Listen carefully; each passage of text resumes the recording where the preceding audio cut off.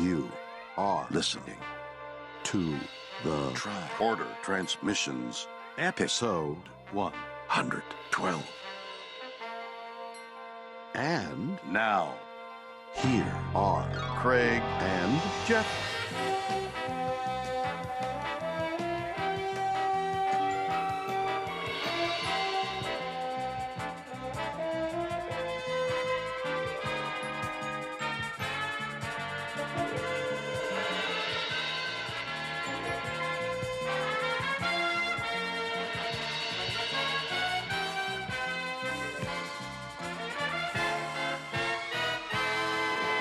Hi again, everybody, and welcome to the Tricorder Transmissions, episode 112. Tonight, we're going to be talking about the 9th episode of the animated series, Once Upon a Planet, and we're also going to be trying out a bit of a new format. So I am, as always, your host, Jeff Hewlett, and instead of leading off with our usual commentary track, that'll be at the end of the episode, so stay tuned for that. Instead, we're going to be starting off with a roundtable discussion tonight with our shore leave host, Heather Barker. Howdy, how are you? Wonderful. How are you? Pretty good. Excellent. And also our Gold Key Comics host, Ian Adams. Hello. How are you, sir? I am so good right now, you don't even know. Awesome. So it's really cool to have the two of you guys here. And this is going to be a Tricorder Transmissions first. So at the end of this segment of the show, at the end of the roundtable, Heather and Ian will be casting their essential votes on this animated series episode that'll count alongside my vote and Craig's vote, which will be at the end of the commentary. So it'll be the first time we're going to have more than just Craig and I voting on these episodes. This is pretty exciting. So just for a quick recap on what essential voting is all about. So the show started out, we're following the journey of Kirk, Spock, and the Enterprise crew through the original series, animated series, films, and comics. We're taking a look at each episode and issue. And if we think it brings something significant to the Trek universe, we vote it essential. If we think that it doesn't provide anything new or significant, we vote it non-essential. So, for example, this episode of the animated series is a sequel to the TOS episode Shore Leave, which we voted essential because, for a couple reasons. One, it gave some insights into Kirk's life at Starfleet Academy. It introduced his rival, Finnegan, who he had many fistfights and insult battles with. It also introduced one of Kirk's former girlfriends, Ruth. She made an appearance in that, giving us some backstory into Kirk's history prior to being on the Enterprise. And, of course, Dr. McCoy actually dies in that episode. Yes. So that's pretty significant. Although he does return to life pretty quickly, but he still dies. So that's each one of the three major characters dies at one point or another. Yeah. So very cool. So that is really what essential episodes really mean. It's not really about whether we like the episode or not, but what it offers to the Star Trek universe. So you guys ready to get started talking about this episode? Yep. I'm so ready. Awesome. Cool. So this episode, Once Upon a Planet, first aired on November 3rd of 1973, written by Chuck Menville and Len Jansen, based on ideas by Theodore Sturgeon. And important to note that Menville also wrote the TAS episode, The Practical Joker, with the infamous Kirk is a jerk moment. Kirk gets pranked. And Menville and Jansen were also nominated for an Oscar in 1968 for their work on a short film called Stop, Look, and Listen. It was a stop motion film, and I'm a big stop motion fan, so Oh, wow. pretty cool, yeah. So this episode takes place on Stardate 5591.2, and we've got the usual cast of characters, but some interesting extra voices here. Shatner, Nimoy, and Forrest Kelly, of course, play their normal roles. George Takei as Sulu. Nichelle Nichols does Uhura as well as Alice. And Majel Barrett is also part of this as the Queen of Hearts, and Mres and James Doohan weighs in with 5 voices. He's the White Rabbit, Mr. Scott, the Master Computer, Arex, and a guy named Gabler. So he's working pretty hard on this episode, as he does in many of the animated series episodes. So pretty cool. And let's see, some other significant stuff. This is the 3rd animated series to directly reference a TOS episode or act as a continuation. So you had Yesteryear, which was linked to City on the Edge of Forever, reusing the Guardian of Forever, and More Tribbles, More Troubles. So that was a sequel to The Trouble with Tribbles. And actually, this episode will be followed by Mud's Passion. So a Yeah. follow-up to Mud's Women and I, Mud. So kind of a big cluster of these throwbacks to the original series. One thing I really always dug about the animated series. Heather, are you fond of the follow-up episodes? They're okay. The more troubles, or whatever, I probably mixed that up, was fun. So I enjoyed that. This one was interesting, I'll say. It's nice to see them do what they would have liked to have done on the original series here. It's fun that they get to explore with the animated series, so I'll give it that credit. But am I a big fan of them? Depends on how good the episode is. How about you, Ian? I like this one. I think it introduced a whole lot of really neat concepts. It expanded the universe a bit, even though this is a planet that we had seen before. We got to know a lot more about it and sort of where it fits within Starfleet, and how their recreational activities go. I mean, this was long before anyone ever came up with Risa or anything like that. Mhm. So the whole concept of a pleasure planet, actually not new, right? Because there was in the Man Trap, there was a mention of Wrigley's Pleasure Planet, which I always thought was just the funniest name. Wrigley. But I kind of like that idea of the Federation has planets, entire worlds that are just dedicated to recreation.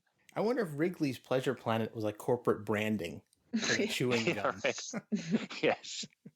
Double your pleasure, double your fun. Or that's meant. That's the wrong one. Well, but okay. What was Double Man? It's Wrigley's, right? It's a isn't it? I think so. And Juicy Fruit too, right? I'm pretty sure. It's been so Big long Red, since right? I chewed that kind of gum. I don't know. So before we get started, one more quick note. This is also the first TAS episode to feature the Enterprise hangar deck, which is another kind of cool side note about this. So what we're going to be doing is we're going to do kind of a little simple plot overview, and we're going to stop here and there to examine some of the things that happen, kind of like we do with the comic series. So it should be kind of familiar to you guys who listen in to the show here and there. And I guess we'll just jump right into the episode. So it starts off pretty abruptly with McCoy, Uhura, and Sulu beaming down to the planet, and they wind up beaming down the exact same spot, coincidentally, probably on purpose, but maybe coincidentally, that they were at the last time they visited the planet. And McCoy starts talking about Alice in Wonderland and reminiscing about the last time, and of course the White Rabbit and Alice show up, so we got a little throwback to the original Shore Leave episode, and they all start to have fun and live their fantasies, and things start to go awry pretty quickly. And as McCoy is enjoying his southern plantation, before he can take a sip of his mint julep, the Queen of Hearts appears and starts screaming for his head to be chopped off, and some other playing card villains from the other Alice in Wonderland story, Alice Through the Looking Glass, show up and start throwing spears at him.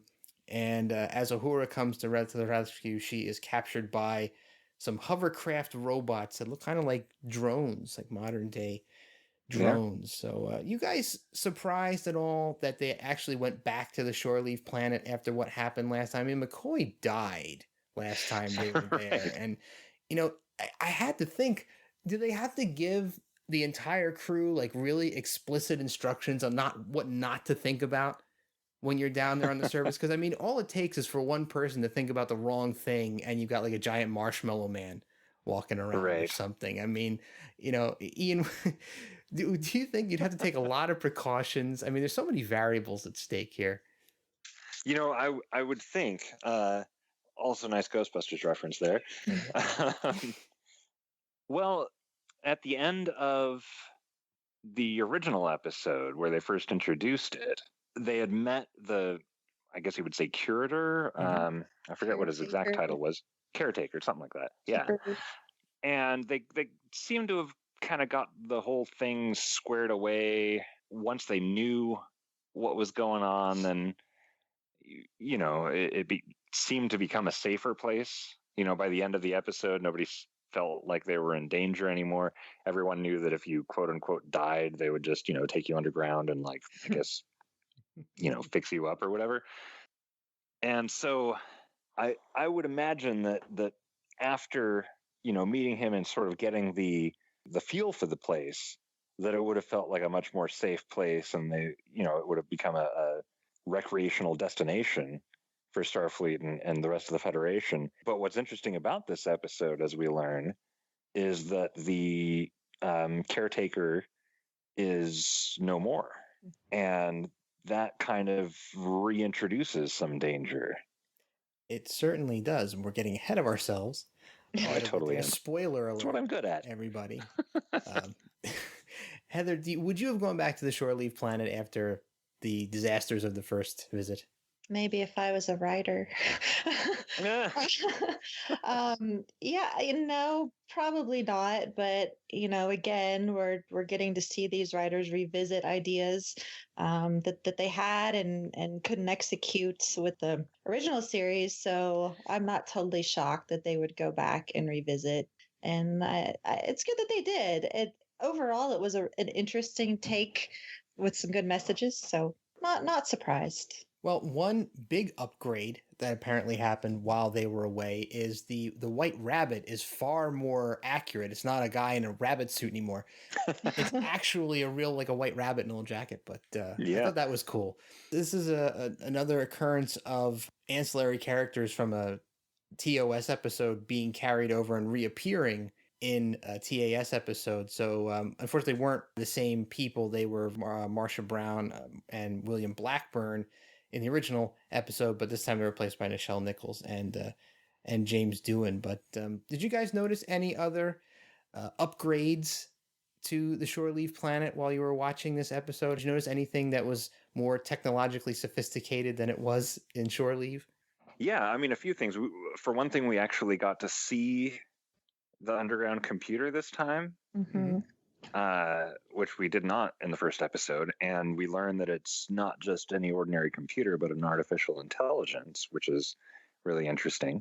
There's those drones, like you mentioned. And one of the things that I really appreciated about this episode was how in the original series, everything that the planet computer sort of created were just, people, right? The Black Knight, the White Rabbit was like a guy in a rabbit suit. Alice, Finnegan, and all that stuff. And Ruth, yeah. Well, didn't do a tiger. They did They did have a tiger. Yeah. Right, but the samurai's still a guy. That's true. The point that I'm getting at is this time we get like hydras and looked like pterodactyls and a giant cat, which I love. So they got to be a bit more fantastical with what the planet could create. And I thought that was quite interesting and made for a great addition to the sort of capabilities of the planet. One thing I thought of since you brought this topic up, it's got dinosaurs and the giant cat now, but the last time it was based on what they were thinking about, right? The things that were being conjured up were, Sulu was afraid of the samurai warrior, and the tiger was an element of fear, and of course Ruth was from Kirk's memory, so was Finnegan. But this time the computer is picking its own things to create. They're not necessarily based on anyone's memories, right? They're not chosen by anyone. I mean, I wonder, how does the computer choose those? Does it keep a log of things that people have asked for previously, or does it have like a database of things it can pull up? Is it doing it at random? What do you think? Well, all of the things are from either Earth history or mythology. Or in the case of the cat, it's just a really, really big cat. Or maybe the computer watched Cat's Paw. Right. And so I get the feeling that it's still pulling stuff from, the minds of the visitors. But the sort of purpose of each of them seems to be to create threats for the crew explicitly, not, there were threats like the samurai warrior and the Black Knight and stuff, but this time it seems to be, let's create some actual threats for the crew so that I can, sort of off them, presumably is what the artificial intelligence is thinking. Mhm. And that actually explains why you don't get any funky alien monsters or, nothing outside of the realm of things that we would see on Earth, or at least in pictures and movies here on Earth. So maybe it was mining their memories without them really knowing it, or without them having to explicitly think about something. And here's the line that when Kirk and Spock are discussing this, Spock is saying, "We must monitor our thoughts and give our enemy no more ammunition." But then Kirk says, "Spock, no one thought about those pterodactyls," right? So it's the computer like pulled those out rather than just sort of picking up on ambient thoughts. You know what I mean? I think that the cat is a throwback to the tiger. That's Oh, my conclusion. good call, because the cat is orange and black, isn't it? Yeah. Yeah, it could be. It's kind of like a giant Garfield. Evil Garfield. Giant evil Garfields. After maybe McCoy had lasagna in his pocket or something. There you Got Ghostbusters and Garfield references in the same episode. What's going on all here? in one. Yeah, I have to go back here for a minute because something happened outside of this that I wanted to point out. Oh, And sure, go for it. Sure. when they first got to the shore leave planet, which just makes me crack up because it's called the shore leave planet, and they were kind of getting adjusted and relaxing. We have a very nice little moment with Uhura and Nichelle singing, and Yes. it reminded me of James Doohan's little tune in was that the Lorelei signal? Don't remember which one that he had, the really long song, but anyway, it stood out to me and reminded me of that. But I thought it was really nice because we all know that Nichelle has a beautiful voice, and it was nice to get to hear her sing for a little bit. But then, so after they've gone to the planet and we're back on the bridge with everybody except Uhura, and nobody notices. Like they're all standing around, like they've been back for at least 5 minutes or something, and nobody notices where she is until all of a sudden we make a point of it. And I just thought that was interesting, aside from the whole fact that we have the woman as the damsel in distress, and nobody notices that she's gone. Well, I think Scotty's the one that finally points it out, right? Yeah. But in the meantime, they're just like, oh, da, da, da, da. So it's interesting. I pay a lot of attention, obviously, to how they treat the female characters on the show, and I was just like, wow, okay, they would not realize that Uhura didn't come back with them. And Heather, I think I love the fact that you pointed out the Scotty singing on that prior episode, because they actually do reuse that slow cut of the Enterprise creeping across the screen a little later in this episode. And every time I see that, I think of that Scotty singing scene from the Lorelei signal. But it was really cool to hear Uhura's voice, or Nichelle Nichols' voice, echoing through the forest, and you kind of see Sulu looking around as he hears it as he's wandering around. So it was a really cool scene. I'm sorry we skipped over that. No problem. That's why I'm here. But on the upside, though, I think Uhura gets some really cool dialogue here with the computer, as she's making an attempt to talk it out of its homicidal scheme. So Kirk decides to go back down to the planet and find her. So he takes a small landing party with him. Spock, Sulu, and McCoy go down to search for her, and they're getting thwarted at every turn, and the computer seems to be guiding them toward some sort of a location where it can trap them with these little signs that keep popping out of the ground. And meanwhile, we see that Uhura is down underground with this computer that was once intended to create all of the things that the guests would need and want. But since the caretaker has passed away, this computer has somehow gained sentience and decided that it no longer wants to do that job and wants to actually get a starship and fly away and go other places. And so it's kind of familiar, but yeah, I would say familiar to anyone who has ever had an office job. It's true. So I think there actually is something very significant in here, and I actually passed over it, and I wanted to call it out specifically because I think this may be one of the most significant moments in the animated series, and that is when Kirk leaves the ship and takes his landing party with him. He does not leave Scotty in charge as normally. He leaves Arex in charge. Arex has the con. This is the first time a fully non-humanoid is in command of the Enterprise. So Spock is half human. He's been in charge of the Enterprise. But this is the first time a real alien is actually in charge of the Enterprise. I thought that was a pretty awesome moment. And I don't even know if we see that in any of the other series. I mean, we've seen all of the other episodes of all the other series. Heather, do you remember an alien being in charge of the Enterprise? Or any other ship? Voyager? Or... Like the closest he kind of got was Data, but he's not really an alien. He's just a robot. I thought that was interesting. Was this the first time that we heard Arex talk? Or has he spoken before and I just totally forgot? That's a good question. I want to say that he had some, short sort of like ICER signs or lines. Yeah, but I can't remember specifically. Yeah, I don't remember him speaking for as much as he did in this episode. The voice doesn't quite go with him, in my opinion. Yeah, I think you may be right. Yeah, so that moment stood out to me where he was talking, and I was just like, "Oh, okay, that's an interesting voice." And I didn't recall hearing it before because it stands out.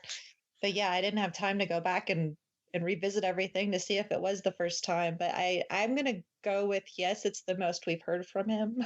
Yeah, I think you're right. For sure. So it is interesting that Arex takes the con early on, but then you notice that sort of Scotty takes over and there's not even a mention of it. Like he's just suddenly in the captain's chair for the rest of the episode. He was the highest ranking officer still on the ship, so technically I think he should have been in command. Yeah. But I thought it was cool that Kirk actually called Arex to take the con. Yeah. So as the landing party is walking around and trying to find where Uhura might be, they come across the unfortunate tombstone of the caretaker, which interestingly enough has an epitaph in 4 languages on it. I thought that was kind of, one of which is English. So English is very significant in the universe. It's on tombstones on alien planets. I wonder if it was English because the Enterprise crew had visited it previously, and so now it knows English. Actually, yeah, that's a good call.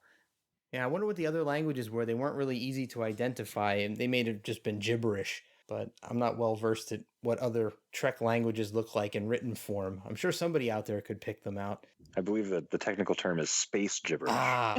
Or what is it? The universal language of Esperanto. Yes, from those early comic books. But hey, I got the bell. I got the bell. Achievement unlocked. But, yeah, so the poor crew, the landing party is getting pestered by all sorts of pterodactyls and dragons and things, and the giant cat, and we also find out this computer somehow can take control of the Enterprise as well, and it's making the ship do all sorts of strange things. All hell is essentially breaking loose here. So Kirk and Spock are running around, and they wind up in a cave. So they theorize, and I like the fact that McCoy recalls how he, expired in the prior episode, Shore Leave episode, and they use that tactic to figure out a way to actually find a way into the inner workings of the planet. First Kirk, of course, heroically volunteers to be killed, but Spock, of course, makes the argument and winds up being the one that takes the hypo and passes out to be dragged into the chambers to be reanimated. Unfortunately, Kirk's the only one that's able to get through. Sulu and McCoy are trapped outside with the flying pterodactyls and other beasts. So Kirk and Spock finally reach the master computer, and Kirk is demanding to know where the caretaker is, and the computer answers that he ceased to function. For eons, he has serviced sky machines which came there and providing amusement for them, and it's no longer enough to serve, and he must grow and live, and he wants to use the Enterprise to escape the planet and seek out his brother computers, which he knows are out there somewhere. So he just They needs gotta a be. ship. So what does a computer need with a starship? All right. And we find out that on the Enterprise, there's a new computer that's being built, and it's being assembled by the ship's computer. So the computer is already manipulating the Enterprise into turning it into its own vessel. How? Why? Yeah, this is really interesting. Once again, we don't get that deeper explanation of the science or just what happened, just the story behind it. And it's always disappointing because I'm like, oh, only we had 30 minutes more. This is something we talk about in the comics a lot. And it seems like these truncated time frames, like the animated series and the super short comic books, just don't have enough time to really delve into the backstory. Like I kept thinking to myself, how did this computer gain sentience? At least if they had told us how that happened, it might make a little bit more sense. But right, if this was Gold Key, they would have had a whole 2 pages of flashback just detailing exactly that. Yeah, I was just trying to rack my brain to figure out how it could have happened. I'm thinking maybe was it a lightning strike or like a Johnny Five kind of thing, where the lightning strikes and all of a sudden it fries half a chip in its head and it becomes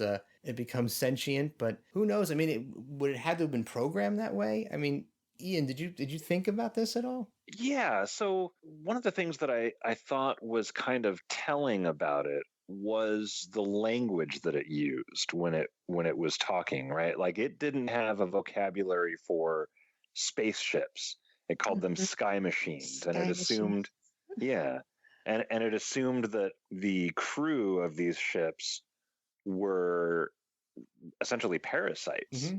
Because it's thinking, well, those are machines up in orbit and I'm a machine, so obviously those are like people, right? But the things crawling through them must be like what we would think of like a virus or something, right? Just some sort of parasite that's inhabiting us. So what that tells me is that it's probably a sentience that it developed on its own, that the caretaker wasn't ever even aware of it, but that it had been building for a while. Grew beyond its programming. Right. And it just sort of, because that sort of thing would be reflected in its language, right?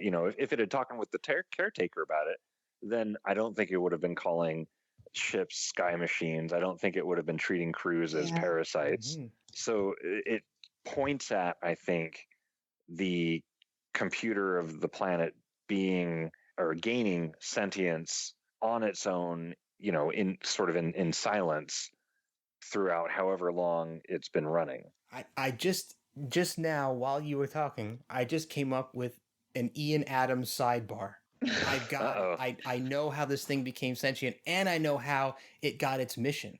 I bet that Nomad stopped by the shore leave planet for a little rest, relaxation, and started talking to the computer. And Nomad's mission was pretty much the same. It was going to exterminate the human element on the ship because they were infesting the Enterprise. Right? Sounds pretty familiar. So Nomad stopped by, whacks the caretaker because he's human, right? He's an infestation. Gets rid of him. Helps the computer figure out what it needs to do and takes off.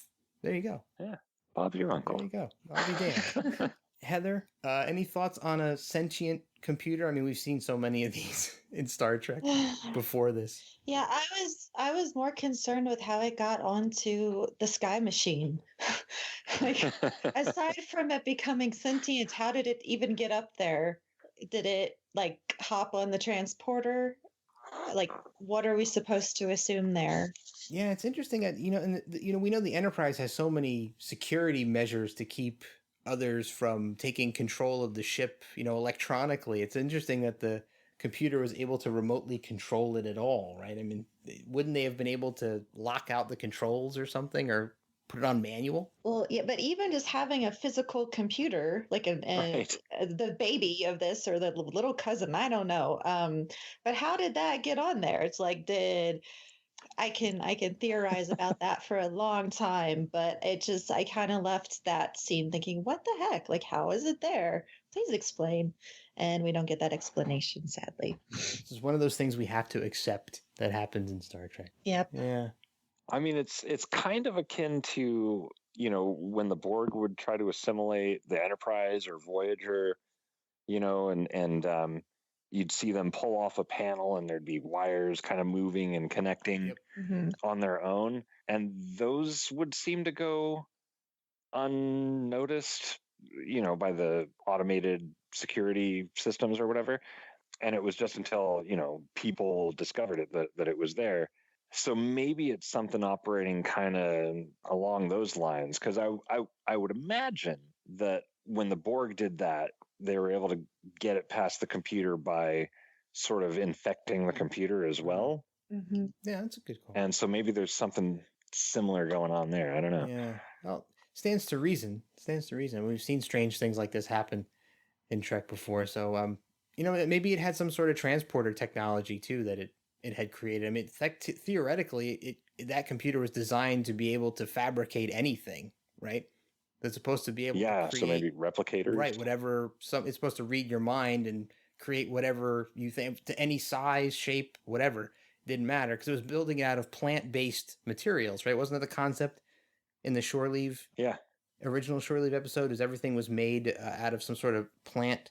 I'm not sure if they had an actual. Yeah, it was cellulose or something like that. Yeah, something like that. It was like all the humanoids had like waxy complexions or something, didn't they? Right. Yeah, so maybe it was able to fabricate some sort of transporter technology because I mean you have to wonder how it planned to get all of its counterparts up there, all of its. I guess it would want to take all of its robot assistants with it when it left, right? It would want to take all those little flying drones and stuff. So yeah, they'd have to get transported up somehow. Probably leave the pterodactyls behind though. Screw that. Yeah, nobody wants to. You get to feed them and clean up after them. No, I want them. Bring them to me. You gotta take the giant cat though. You could probably fit that in the hangar deck, right?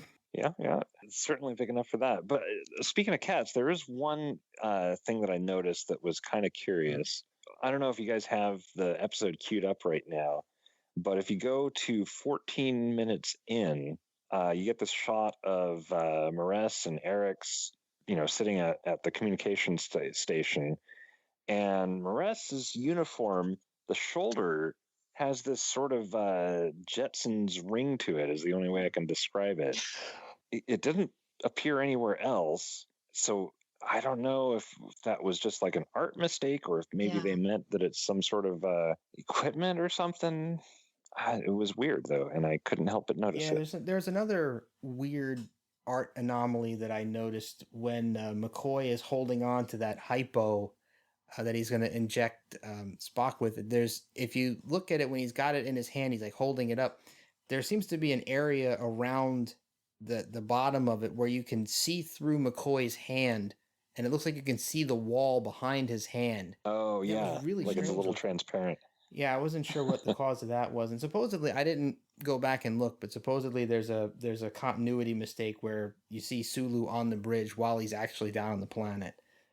So I missed that. Part of the unfortunate reuse of a lot of material in the animated series from an animation standpoint sometimes led to those. And I think there was also a spot where Kyle was in the transporter room when it was supposed to be Scotty. Yeah. So that was another good old Kyle. Good old Commander Kyle. But speaking of Maress, she got an awful lot of dialogue in this episode, way more than she usually does. She did. Does she really need to make purring noises after everything she says? I know. And that they almost sound like gonna get a little R-rated here, but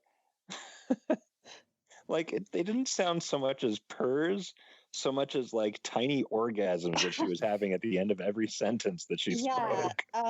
She's a very sexualized character, and those noises are definitely not just a content cat purring. Right. I think she's really cool. I'm just not a fan of how over sexualized she is. No. Yeah, it's definitely got a furry tinge to it. Yeah, I mean, we all get that she's a cat. Yes. Right. We don't need it after she opens her mouth every time and purr. No, yeah. It would be great if she could just keep saying smart stuff and not just purring. So, Heather, did you feel any better about the way they treated Uhura after the incident where they didn't realize that she was not back on the ship yet? Did you feel like she actually had a lot of screen time and a lot of dialogue? Yeah, I mean, she aside from the initial part of being the damsel in distress, she really is redeemed by the end. And I wanted to write down some of the dialogue that she was having with the computer, and I didn't get the chance to, and I cannot find the quotes of what she was saying, but some really good messages there, good for her to deliver. So yeah, I'm much more comfortable with her at the second part of this than the first. Awesome. So as I thought I thought Kirk was going to wind up talking his computer to death the first time I saw this episode, as he does in so many other computer Right. out of control episodes. But surprisingly, he doesn't actually talk the computer to death. In fact, they all wind up talking the computer down and convincing it to change its mind. So was this the first? Heather, this was the first time you watched this? Yes, and the only time. Did you think that Kirk was going to talk the computer down or otherwise? Talk it to death or otherwise destroy it? I think I was more along the lines of the talking, since that's what we see in a lot. Honestly, that this episode kind of lost my interest, so I didn't even completely finish it. So yeah, that's what I expected from him, and I didn't really expect like the happy little ending there. You're referring to the cute picnic scene With the Hydras. with the Hydra and Alice and the rabbit. All wrapped up nice and neat, right? And poor Spock doesn't get any shore leave. He's got to stand there and talk to the computer. That's his shore leave. Time for break. For break, pull cart with teeth. Ian, were you surprised that Kirk didn't blow the computer up or otherwise destroy it? Yeah, I mean that is kind of his modus operandi, isn't it? Mm-hmm. Throughout the series. But I kind of liked that they did just talk it down, and now it's kind of, I assume anyway, a thriving artificial intelligence with a whole planet to itself. What could possibly go wrong there? So yeah, I mean it's neat. Like it was surprising. I'm really forgiving of this episode because it does explore some really interesting concepts, I thought. Mm-hmm. And the idea of this artificial intelligence sort of being the master of an entire planet, there's something about that just tickles a part of my brain that likes to be tickled. Well, it does bring up a lot of interesting thoughts, and I really like the earlier conversation of the theories about how the computer gained its sentience in the first place, and we don't really know the time period, how long it was there in that mode, how long it had been alone without the caretaker doing whatever it was doing on its own. But what was it doing there all that time? Was it making up a plot? Was it creating stuff just for the sake of creating stuff? What was it doing? I mean, was it laying dormant, waiting for a ship to come by? Yeah. I mean, assuming that this would be like the fourth season, the fourth year of the 5-year mission. The original shore leave was what, season 1? Yep. So, oh, that's right. Yeah, because it came right after Balance of Terror. And so it was really weird when that woman whose fiance had died in the Romulan attack was totally like over it by the next episode. Yep. But I was thinking of Don Juan. Right. Anyway, that kind of caps the amount of time that could have passed, right? Like at most 3 years, it had been waiting there. If you assume that the caretaker had died kind of immediately after that episode. Potentially, yeah, and you have to assume no other ships stopped there. So how popular is that place for shore leave? It's not as popular as Risa, apparently. It's no Risa, nope. I wonder if it's more popular than Wrigley's Pleasure Planet. I mean, how can it be? The name marketing alone for Wrigley's Pleasure Planet, you would think would just draw tons of people. I would think so. And the big holographic pack of gum that's hovering over the planet when you arrive. That's no moon. It's a pack of double mint. So is anything else you guys want to talk about in this episode that we didn't get to, or any other ideas or thoughts before we close up with your essential votes? I like the art. I like the landscapes. Thought they were really pretty. Yeah, the forests were really cool. And the lake that Uhura was sitting by was really neat looking. Yep, I thought that the planet was really neat looking. Unfortunately, I can't take screenshots on my iPhone when I watch it anymore. Now I just get a black screen with the new weird. update. Yeah, they just disabled that ability. So I typically, when I watch these, I'll take a bunch of screenshots and typically I'll post them on Twitter just because they're pretty and I think people should see them. And sometimes I'll save them as backgrounds for my phone, but you can't do that anymore. So I was sad. I didn't even realize that. Yeah, me either. But I liked this episode because I like the landscapes. Anytime that they get to do that and just have a lot of pretty art in the background, that makes me happy. And, again, just being able to have different, pterodactyls, purple pterodactyls. Yeah. Lots of fun there. And I thought when they, first mentioned that Alice and the White Rabbit were robots, it made me think about the new show Westworld, which I've been watching. And because it very well could be a shore leave type experience with robots. It's really cool. Really cool show, and that's what it made me think of. Yeah. And when did the original Westworld movie come out? I want to say that was sometime in the 70s, wasn't it? Yeah, it's older, and I have actually never seen it. I didn't know anything about it, which I'm embarrassed to admit, but I saw the preview for the show and watched it, and it's some pretty interesting sci-fi. I really want to see it. But I've been thinking a lot about robots lately and how they envision we'd have all these robots now and what they look like. And so seeing these shows, Humans is another one that was, oh gosh, I can't think what channel it was on. It was out last summer, and it was also about basically human-like robots. So it's interesting. It stuck out to me when they said that in the episode and made me think of Westworld and robots. And anyway. Yeah. And then every time you ever talk with Siri, you realize, well, if there ever is going to be a robot uprising, it's not going to be Apple responsible for it. No. No, it's going to be sentient pleasure planet machines. Yeah. So here's one of the lines that Uhura had when she was talking. She's saying, "There's no shame in serving others when one does it of his own free will." Right. You have a marvelous capability to provide happiness for others. Yes. A rare talent you should cherish and use. Great lines. Those are great lines. Yeah. I really liked her sort of monologue there. Yeah, it stood out to me. And, overall, is it my favorite episode yet? No. Again, I found it kind of slow, and parts of it just didn't really hold my attention. Other parts did. That part certainly did. So that and the art and developing the story a bit further are what helped me enjoy the episode. Give it a little higher rating than I might have.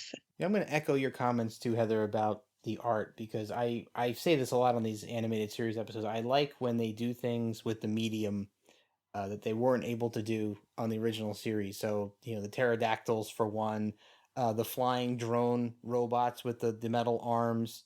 Mm-hmm. So in the original Shore Leave script, I believe one of the earlier drafts, even maybe one of the later drafts, there were supposed to be robot arms that would come out of the ground and open up little hatchways and things. But of course, they couldn't do that on the budget that they had, right? So now here we are with the animated series, and they can do a lot of this cool stuff. So you see the computer, and you see those robots and the pterodactyls and the giant cat, which of course the giant cat they did on the original series. So that's not something special. But I really love the fact that they embraced the medium, even though the budget was very limited. But it was really cool to see them do the things they wanted to do on the original series, but couldn't. Yeah, that and then again the things like Nichelle singing. I mean, we see her sing once or twice in the entire 3 seasons. So that's why I think that. And once in Star Trek V. Sorry to interrupt, but no problem. Twice in the original series and once in Star Trek V, right? But it's just really cool as a Star Trek fan to be able to see see that stuff, but to be a part of that experience by watching the animated series, which is why I think people should watch it. Yeah, I agree. And to echo your guys' comments about, how they are doing stuff that they couldn't do in the original series, one of the things that I really enjoyed about this episode, even when I first saw it as a kid and still enjoy it now, even though I realize now that it looks really silly these days, is when they lose gravity on the Yes. Enterprise. Yes. And everyone's just floating around. And Yeah. that never happened on the series because, of course, they're filming it in the gravitational well of the Earth. Yeah, they're all floating around the bridge. And I love the engineering shot with the guy operating the console while he's floating in the air. Yeah. Yeah. Yeah. I forgot about, they kind of like, you heard the noise from everybody and then you saw them floating. Yeah. Right. I was like, what? Oh, okay, got it. Ian, so you just said when you watched this as a kid, how old were you when you first saw this? I want to say 7 or 8. Do you remember like what your impression was at that time? At the time, it was just sort of kind of fanciful adventures, I thought. Okay, yeah. I to me, it felt a lot more similar to stuff like the Transformers and He-Man and that sort of stuff that had been playing. And come to think of it, wasn't He-Man the same? Yes, He-Man company was Filmation as well. Yeah, but yeah, so I didn't give it as much sort of thought as I did the original series, which because the original series had me really thinking a lot about like, well, what's this, Federation that they're in, and they've got these ships. What are they about? And all that sort of stuff. But the animated series, maybe it's just because it was animated, maybe it's because of the subject matter. I'm not sure, but I didn't tend to think that deeply about them when I was a kid. Yeah, which I think is probably pretty standard. And I just continually go back to, how the show is received by adults, how it's received by children. Is it written for children? Which it's not. We might have established that previously, but I just finished the first volume of the 50-year mission by Mark Altman. And they talk about the animated series quite a bit.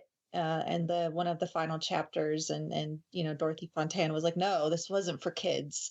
But it's definitely still enjoyable for kids for the most part, I think. And especially this episode with Alice and the White Rabbit and pterodactyls and two-headed dragon, giant kitty cat. I'm always interested to hear if people can remember like what they thought watching when they were little. So thank you. Yeah. At the time, it was really the Next Generation was the new thing. Yep. And that was more than anything what kind of dominated my understanding of what Star Trek was. Even though I watched the original series and I watched the animated series, at the time, it was really like the elephant in the room was the Next Generation. Mm-hmm. Yes, like I remember living through that. Maybe it was just the market that I was living in. They didn't actually run the animated series during the 80s, because I don't remember seeing it here, though we did have He-Man, but we did rerun the original series a lot, but no animated series here, because I didn't actually watch it until much later. Yeah, same here. So, and Heather's still watching it for the first time. Yeah. I always like to hear the first impression experience. So this one doesn't stack up too well against Lorelei Signal, I take it. No. No. I need to go through when I'm done and rate them and kind of decide which have been my favorites and which have not. I mean, this is probably like a B. I was going to grade it that way. Well, speaking of rating, so taking into account our essential criteria for these episodes, do you feel that it brings anything significant to the Star Trek universe, Heather? Yeah, I mean, you get the background on the computer, and I think that's important. If that had not been there, I probably would not give it an essential vote. But I think that because of that, and that it revisits a story and sheds some more light and expands upon it, and you get to see Uhura be awesome in the end there, and saying that, I would vote it as essential because of those things. Yeah, the Uhura character moment, that's a good pick too. It's nice because in the original series she didn't get a whole lot of that. So it's No. nice that they've been breaking her out in the animated series and giving her a more significant role in the episode. Yep. That's always great to point that one out.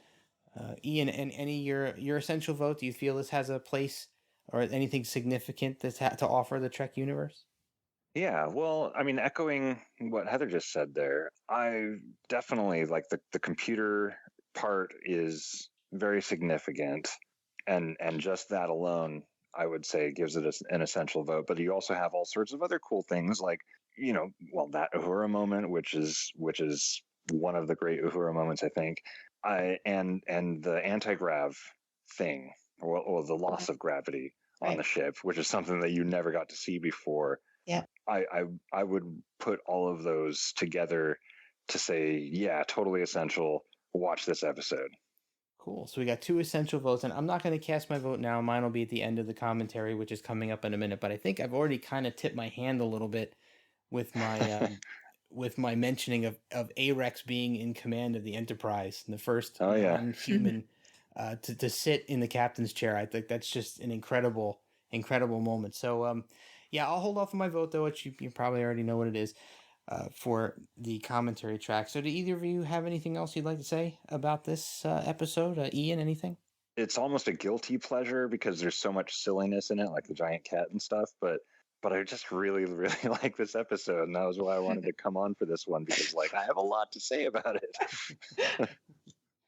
Awesome. Heather, any final words from you? No, I don't think so, except it just, haha, shore leave planet. Like, really, guys, you could get more creative there. Shore leave planet. And haha, you're the shore leave host talking Haha. about. So Heather... I'm not a robot, guys. Don't worry. Oh, phew. Thank God. I thought Heather might have gotten replaced. Except that's exactly what a robot would say. Oh. So Heather, where can people find you? Oh, goodness gracious. On Twitter, I'm Sketching Venus, and I'm on Facebook. Jeff and I both administrate the unofficial Star Trek Las Vegas convention group, and you can find us there. And feel free to add me on Facebook, but please send me a message first. All right. Ian, where can people find you? Check me out on Twitter at Ian128K, and I would really like to hear from people. All right. And stay tuned. Craig Cohen is stopping by the studio now. We're going to do our commentary track for this episode of the animated series, and we'll be right back with you. All right. Welcome to our commentary for the 9th episode of the animated series, Once Upon a Planet. I'm Jeff Hewlett, and back with me is my longtime co-host, Mr. Craig Cohen. How are you, Craig? All right, Jeff. It's good to be on and chatting some Star Trek. Yeah, man, it's been quite a while, and I know you've been out there and living the Vegas life, and how's that been going for you? All right. I have a job here that is incredibly time intensive, and with the time difference between me and you, some days when I'm getting home from work, you're going to bed, so it's been a little bit of a challenge. Yeah, it's been a bit of a challenge, but we're still here. We're still doing it. We're still getting our trek on. Yeah, and I mean, you guys are doing. You're pumping out a lot of interesting content, so I'm really, really happy with how the show has sort of exploded in the 3 years since we started. Yeah, it's amazing. It's been over 3 years now, and I guess we're coming up on our 200th episode here in a few months, so I guess we're gonna have a lot to talk about on that 200th episode about how the show has evolved and changed over the years. So looking forward to having that discussion with you. Yeah. So sorry, go ahead. Yeah, no, I was gonna say right on. Yeah, this is great. And we've covered so much ground, and tonight we're going to be talking our commentary track for Once Upon a Planet. This is the Enterprise crew's return to the Shore Leave planet. Shore Leave was a contentious episode for us, if I remember correctly. Yes. One which I changed my vote on. Mm-hmm. Yeah, so kind of cool. Yeah, I think this is where the cocktail party rule might have been invented. I think history will prove that this was where the cocktail party rule was invented. Good call. And that was a controversial rule that's been employed by Craig many times over our TOS coverage, and I think it's spilled over a little bit into some of our other coverage as well. So you got a bit of a legacy there on the comic series and some of the TAS shows. Yeah. Yeah. So, we're going to be doing our regular commentary track for this episode. And you just listened to our discussion track with Ian and Heather. So this is going to be a follow-up to that. And we're going to do what we normally do. And we're going to give you a 3 count before we get started. If you want to actually sit and watch the episode with us, you can cue yours up. And we're going to get our episode started here in 3, 2, 1. All right. Familiar Starscape? Oh, yeah. As always. Interesting that the crew would go back to the Shore Leave planet after what happened there last time. Yeah, that was my thought too.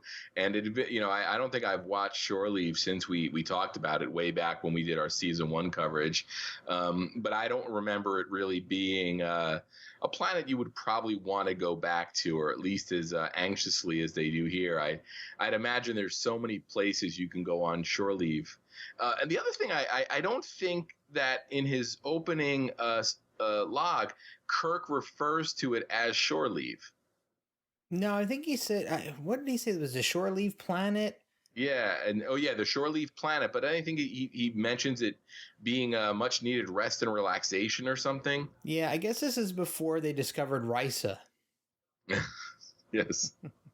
The popular planet that the TNG crew goes to get away from it all.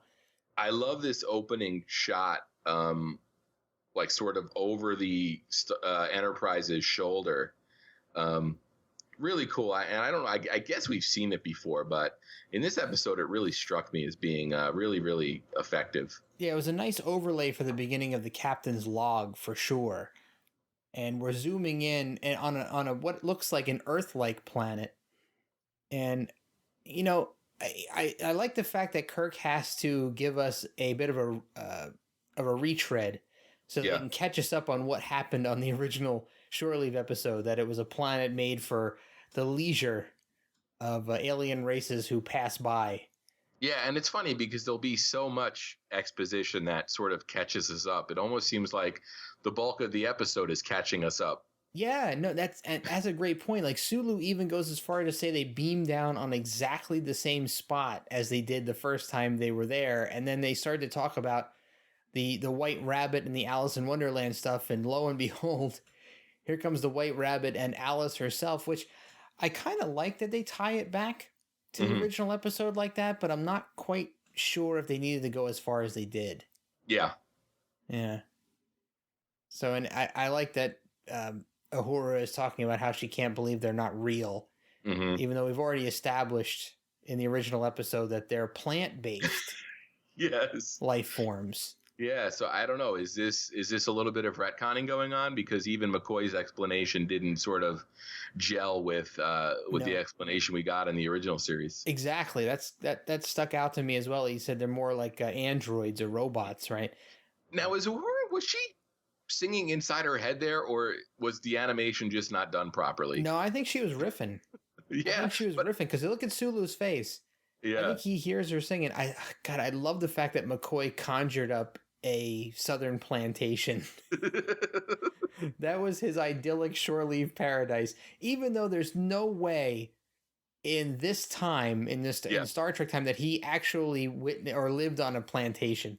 Yeah, in the South. That it just, I don't know how that could have happened. And we have some Alice in Wonderland characters that were, I believe, in the Looking Glass, right?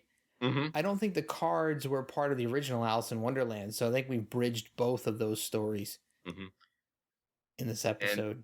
And Scotty had a mustache when they beamed up, or when they attempted. Yeah, I think that was a recycled shot. Here is another, in my opinion, another big Star Trek prediction of the future. Yeah. I think Star Trek just predicted drones. Drones, yeah.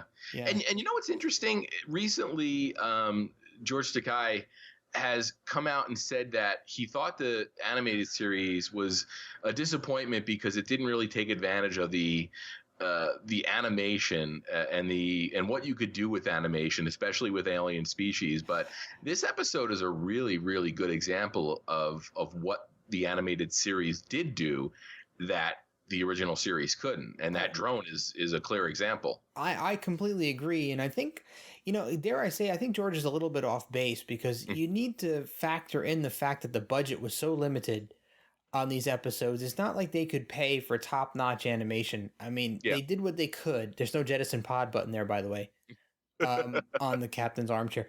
But, I think that they did the best they could with the budget they had available, and this had to be turned around in a really, really quick time frame.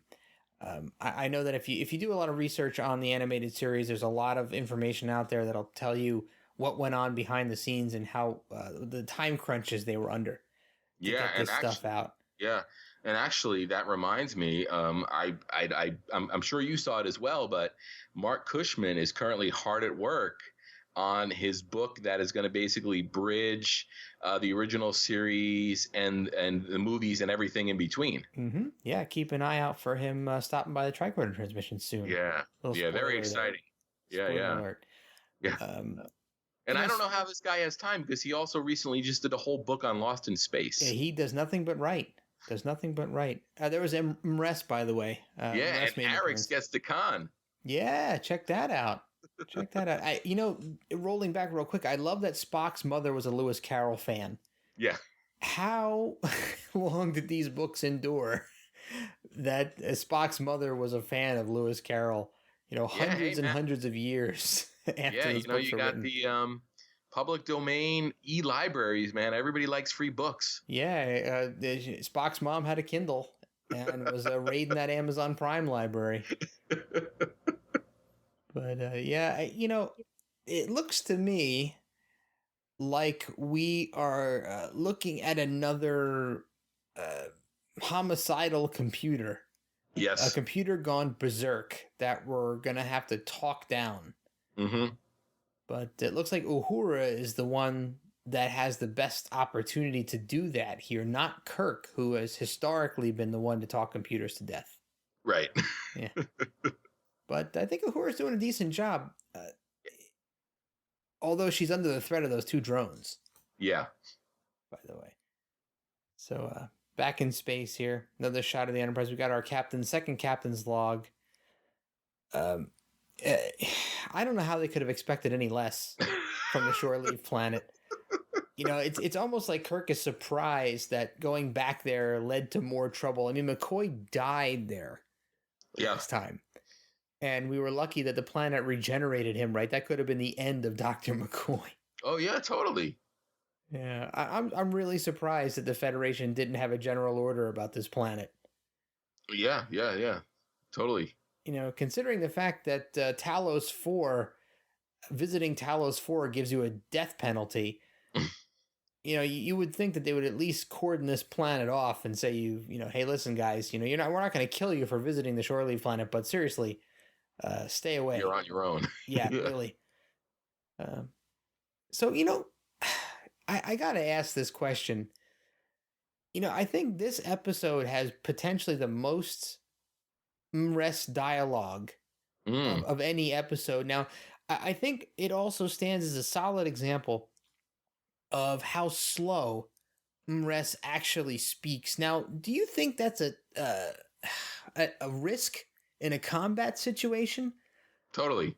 The fact that she can't articulate her thoughts. Mm-hmm. Oh, hey, there it is. Oh, by the way, there's a phaser bore that's being beamed down. This is a new technology being implemented here. This is a phaser that is used to bore through rock. It looks like a rifle, not like the rifle Kirk had in Where No Man Has Gone Before, by the way. A different appearance. And unfortunately, he doesn't get a chance to really use it. No. Yeah. But, Mres speaking so slowly really makes me wonder her tactical capabilities. There's really not a lot of time in a crunch situation. It's a very good point. By the way, there are obviously 4 languages. We're looking at an obelisk here, a burial obelisk for the keeper of the shore leave planet. And there's clearly 4 different languages displayed on that tombstone, one of which is English, the other 3 are not identified. But how did they pick which 4 languages to put on there? They just pulled them out of a hat. Yeah, I mean, are they the most prevalent languages in the universe? Is that how they decided which 4 is? And I guess English. Oh, check out, by the way, on the right side of the screen, there's a weird shuttlecraft design. Yeah. Did you see that thing? Yep. That is not a shuttlecraft we've seen before, and I don't recall seeing that again, in flight or in use.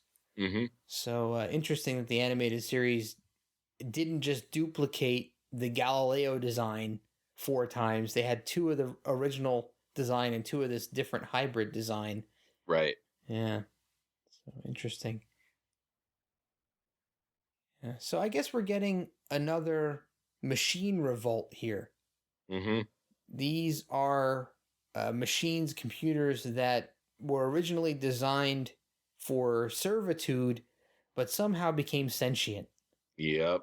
Yeah, that's a serious problem in the Star Trek time. That I think that Dr. Daystrom needs to be held accountable.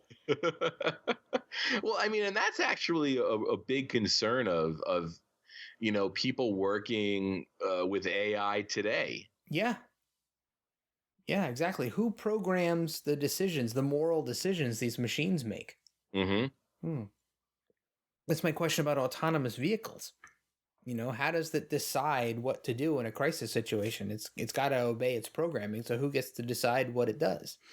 Yeah, actually, it's really. I was watching a piece on 60 Minutes last week where they were talking about AI, and they did raise a question about how you deal with the evolution of self-driving cars, and would a car be able to decide who to protect? Do you protect the driver, or do you protect the person that you might be about to hit? It did raise some really interesting questions. Yeah, for sure. And I'm sure this computer would be subject to the same questions should anybody have ever asked about them. Underground entrance. Underground entrance. So there's a sign that keeps appearing and disappearing that's obviously leading the away team to some sort of a trap. Yeah. But, of course, all of their collective experience did not warn them ahead of time that these signs would have been a ruse. Mm-hmm. And here we go with some more, spectacular creatures that couldn't have been done in the original series. No, they're purple pterodactyls, which I think they look pretty decent. Totally. Yeah, and look at those phasers. They almost look like Phaser 1. Yeah. The non pistol shaped ones, the ones you just hold in your hand and press a button. But they're not exactly what we saw in the original series, so they didn't quite match those up. Why are Kirk's eyebrows black and his hair is brown? That kind of throws me off a little. Oh, look, it's Cat's Paw all over again. Yeah. It's a giant cat that's got them cornered. But that's actually kind of a cool looking cat. Yeah, I gotta give it to the Filmation guys. It almost looks a little like Battle Cat. It kind of does. People constantly trash the animation here, and I really think it's great. It's not that bad. I've watched a lot of these now, and there's only been a couple moments where I thought it was a little lackluster, but other than that, it hasn't really taken me out of the TAS experience.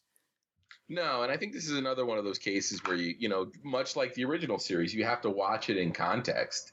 Oh, for sure. And you have to understand that this was the early 1970s, and we're watching this from the context of, the 2000s where, we've got incredible animation that's available, and things can look photorealistic if they really put the time into it. Right. But, that technology wasn't available back then. They did the best with what they could. And, this scene here with the Enterprise slowly creeping across, I'm hearing Scotty singing in my head. So, Arex is getting a lot of dialogue here too, by the way. So we've got our 2 additional alien crew members getting quite a lot of play in this episode, which is really cool. They didn't, in my opinion, they didn't get enough play in the series as a whole. So, and look, there's Umres and Arex standing together. Look at that. I don't know how often we've seen that. I don't know if we've seen that before. I don't think we have. No. Yeah, kind of cool. So, and I think that Enterprise shot that was reused, that slow planet crawl shot, looks an awful lot like one we've seen used prior. So that was likely a reused. Here it is again. Yeah. I think there's a lot of recycled shots in this series. Yeah, of course, saving money, as always. Another commercial break. Interesting planet, though. Mm-hmm. Definitely looks painted. Doesn't look realistic necessarily. Yeah. It almost looks like one of those, it almost looks like a bowling ball from the 70s. Oh, good call. Or a Super Ball. Look how relaxed Spock looks leaning against the wall there. Everyone else is standing up. Spock is chilling. Yeah.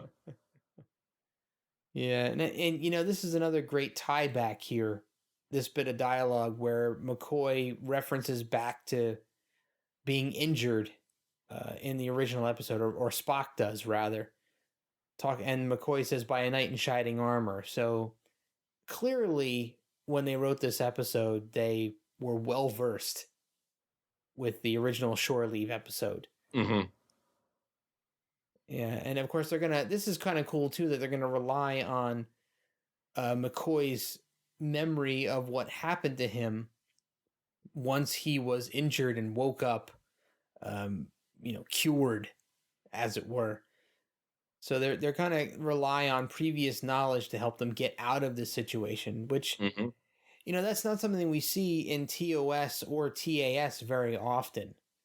They're always seeming to come at every situation as new, regardless of what their previous experience was. Something we talk about an awful lot. Mm-hmm. Yeah.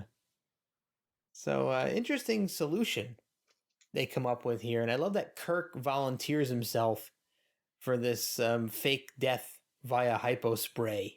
Yeah. Yeah. Did you notice that where McCoy is holding the hypo in his hand, there's an area around the hypo where you can see through it and see the rock wall behind his hand? That's really strange to me. Yeah. I wonder what that was supposed to be. If it was supposed to be a clear area around the hypo that was supposed to show McCoy's hand, but somehow wound up showing the rock wall behind. I'm not sure. But interesting. Oh, and of course Spock winds up taking the fall. Yeah. Cool anti-gravity shot. By the way, I love they've got 0 G's on the bridge, something we never saw in the original series. And apparently an engineering talent all over the other ship, but I love that they've got the characters floating around the bridge. Mm-hmm. Pretty cool. Again, something they couldn't have done on the original series. Yeah. So I think I might have missed it here, but oh no, I didn't miss it. So here comes the drone, and Sulu's going to refer to this as a mechanical nursemaid. Yes. Interesting terminology. Mechanical nursemaid. Mm-hmm. Yeah. Pretty cool shot though, the drone with its arms wrapped around Spock flying off there. Oh yeah. Pretty cool. Again, something they probably couldn't have pulled off in the original series. Look at Kirk taking a dive through the wall there, leaving McCoy and Sulu stuck outside. Mm-hmm. Yeah. Yeah, cool dragon too, by the way. Double-headed dragon. Yeah, totally.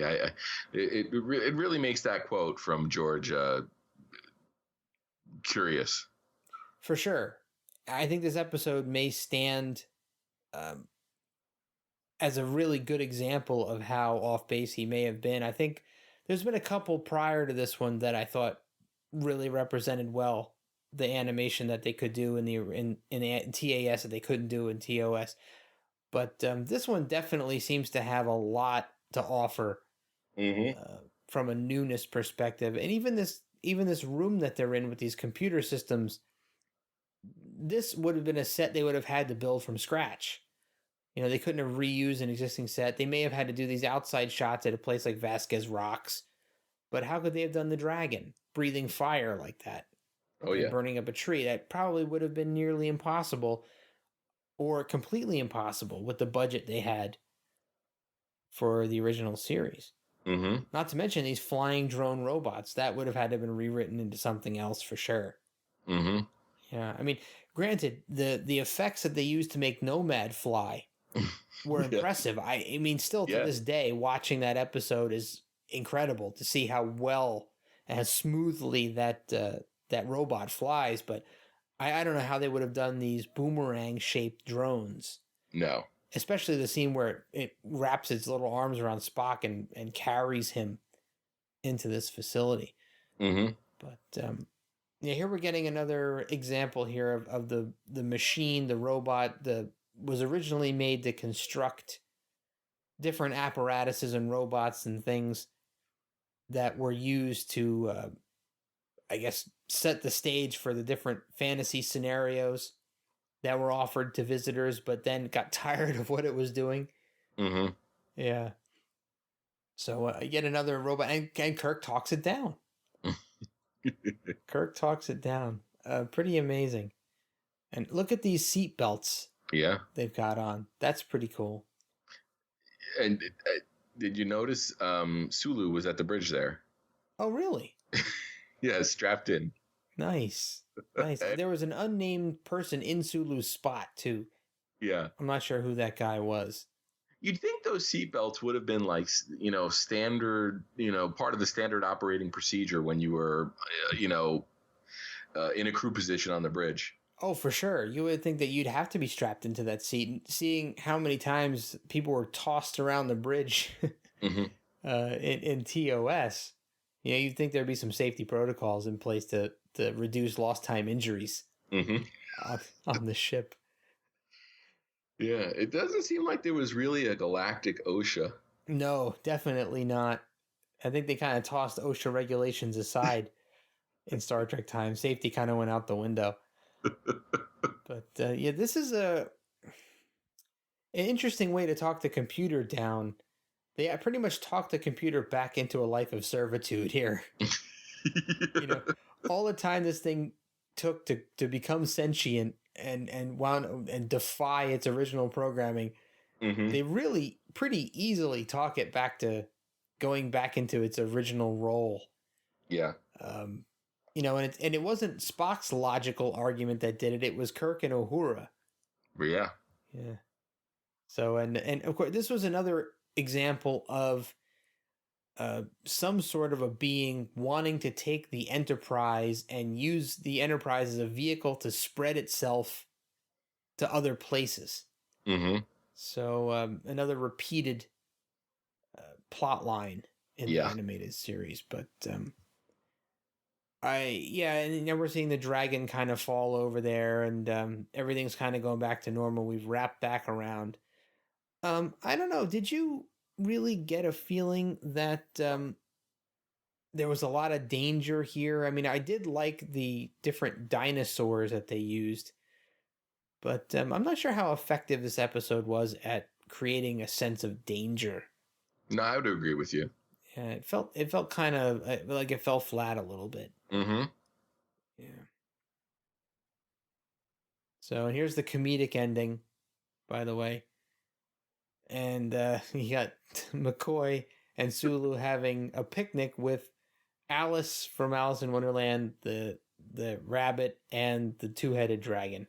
Yeah. And there was our comedic ending, and fade to black. Mm-hmm. We are done with another episode of the animated series, and I guess we can talk about our essential votes at this point. And I'm going to say that I'm going essential on this one for the introduction of the phaser bore. Although we didn't use it, I like the fact that there's a new piece of technology introduced, and I think we get a nice evolution of the shore leaf planet. It wasn't just a revisit to the planet, but the systems that run the planet were different and had evolved into something else, and it seems like they could have gone forward with this had they chosen to.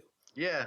No, I would agree with you there, and I also think seeing the what's it called, where the shuttlecraft sit, and seeing the alternate shuttle bay, right? The alternate shuttle bay, is also, it kind of creates some alternate shuttles as well. So yeah, I definitely think this is a what do we call it? A non-canon essential. Yes.